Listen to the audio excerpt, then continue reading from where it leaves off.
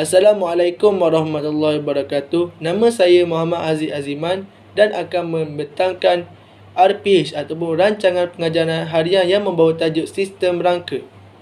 RPH ini membawa 4 subtopik. Yang pertama adalah komponen dalam sistem rangka, yang kedua fungsi sistem rangka, yang ketiga klasifikasi sistem rangka dan yang terakhir adalah struktur tulang panjang.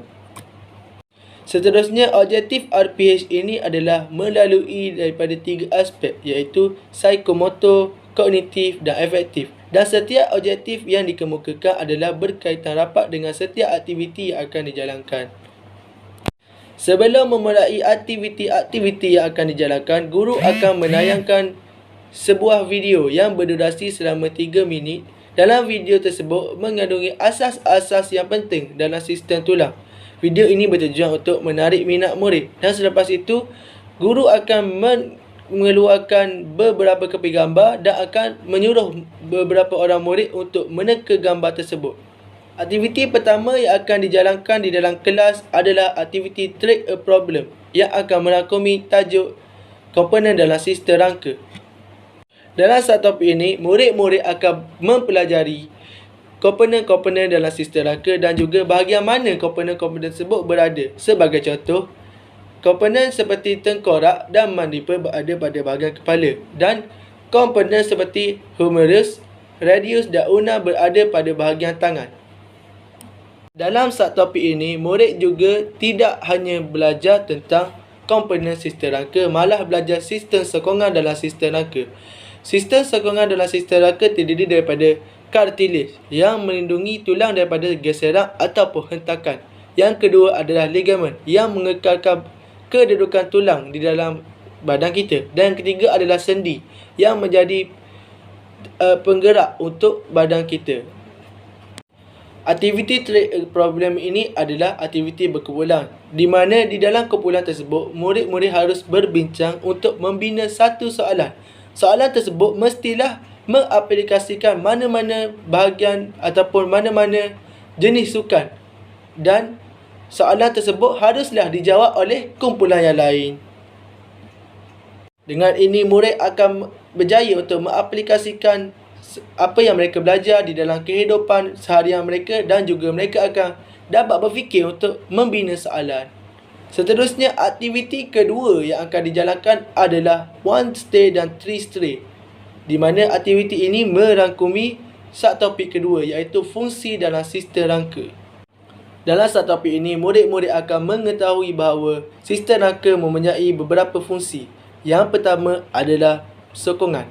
Sistem rangka berupaya untuk menyokong organ-organ yang lembut di dalam badan. Yang kedua adalah perlindungan. Sistem rangka berupaya untuk melindung organ-organ di dalam badan seperti jantung, paru-paru dan lain-lain. Seterusnya, sistem rangka juga adalah tempat penyimpanan mineral-mineral di dalam badan. Yang keempat adalah sistem rangka berfungsi untuk membentuk sel darah merah dan sel darah putih di dalam badan. Dan yang terakhir, sistem rangka juga berfungsi sebagai pergerakan. Sebagai contoh, tulang adalah salah satu tuas untuk menggerakkan sendi di dalam badan. Aktiviti 1 stay dan 3 stray ini akan dijalankan apabila setiap kumpulan mempunyai 4 orang ahli dan saya telah memberi gambaran di gambar berada bahagian belakang saya. Aktiviti ini akan dijalankan dengan 1 orang daripada 4 itu akan membentangkan hasil perbincangan mereka kepada kumpulan lain dan 3 lagi akan pergi ke meja kumpulan lain untuk mencari maklumat dengan tajuk-tajuk yang kumpulan lain itu dapat. Dengan ini, murid akan berasa yakin untuk membentangkan hasil kerja mereka dan juga murid akan peka untuk mengambil maklumat-maklumat dalam apa jua keadaan. Seterusnya, aktiviti ketiga yang akan dijalankan adalah aktiviti Gallery Walk yang merangkumi subtopik klasifikasi tulang. Dalam subtopik ini, murid akan mempelajari bahawa tulang mempunyai beberapa bentuk. Yang pertama adalah tulang panjang. Tulang panjang mempunyai panjangnya lebih daripada lebarnya dan berfungsi sebagai tuas untuk pergerakan. Yang kedua adalah tulang pendek. Tulang pendek berbentuk seperti tiub. Yang ketiga adalah tulang leper yang berbentuk pipih dan melengkung. Tulang ini berfungsi untuk melindungi organ-organ lembut. Yang keempat adalah tulang tak sama bentuk. Tulang tak sama bentuk ini berbentuk tidak seperti tulang-tulang yang saya sebutkan sebentar tadi. Dan tulang ini berfungsi untuk melekatkan organ pada bahagian tubuh. Seterusnya, aktiviti gallery walk ini dijalankan secara berkumpulan di mana setiap kumpulan haruslah menyediakan hasil kerja mereka melalui peta iting ataupun peta minda di atas kertas majung, di mana hasil kerja itu menambahkan tajuk yang diberikan oleh guru kepada mereka.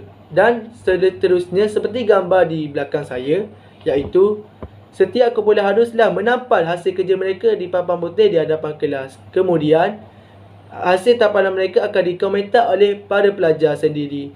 Para pelajar dapat mengomentar kerja kumpulan lain dengan menampalkan sticky note yang mereka tulis komentar mereka di atas kertas majung kumpulan lain. Dengan aktiviti ini, murid dapat membezakan apa maklumat itu betul ataupun salah. Seperti apabila murid tersebut mengomentar hasil kesalahan kumpulan lain, maka mereka akan tahu perkara itu adalah salah dan membetulkan perkara tersebut. Aktiviti keempat ataupun aktiviti terakhir adalah peta iting, di mana aktiviti ini merangkumi tajuk ataupun subtopik struktur tulang panjang. Dalam subtopik ini, murid akan mengetahui bahawa tulang panjang tersebut mempunyai struktur-strukturnya yang tersendiri, bahawa tulang panjang mempunyai dua epifisis pada bahagian atas dan bahagian bawah. Tulang panjang mempunyai diafisis pada bahagian tengah. Diafisis ini diseliputi oleh periosteum, dan periosteum tersebut berfungsi untuk melindungi diafisis daripada sebarang hentakan. Seterusnya, aktiviti peta iting ini dijalankan secara berkumpulan, di mana murid akan menghuraikan tajuk yang diberikan oleh guru melalui peta iting.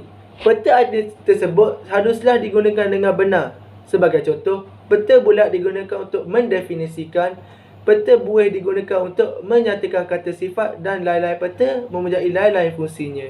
Selepas setiap kumpulan murid menyiapkan peta iting, mereka akan membentangkan hasil kerja mereka di hadapan kelas. Dengan ini, murid akan mengetahui fungsi sebenar peta iting tersebut dan murid dapat berkeyakinan untuk membentangkan hasil kerja mereka di hadapan kelas. Selepas setiap aktiviti yang dijalankan selesai, murid akan dinilai melalui penilaian individu, iaitu penilaian secara offline dan penilaian secara online. Penilaian secara offline akan dijalankan dengan murid akan dibagikan dengan modul yang berisikan 6 soalan dan murid harus menjawab semua soalan tersebut dalam masa 20 minit. Dan yang terakhir adalah penilaian secara online, di mana murid akan menjawab soalan melalui medium word wall selama 20 minit dan medium tersebut juga mempunyai 6 soalan. Selepas aktiviti penilaian selesai, murid akan diberikan dengan satu Google Form, di mana Google Form tersebut menanyakan bahawa adakah mereka faham dengan tajuk yang diajar ataupun adakah mereka berminat dengan tajuk yang diajar pada hari ini dengan menggunakan skala 1 hingga 3. Akhir sekali adalah refleksi daripada keseluruhan rancangan pengajaran harian ini. Di dalam refleksi terdapat 3 komponen penting. Yang pertama adalah isu ataupun masalah yang dihadapi semasa aktiviti pengajaran ini. Contohnya seperti terdapat beberapa murid gagal untuk mendapat 50% semasa ujian penilaian yang dijalankan. Yang kedua adalah kekuatan daripada RPH ini.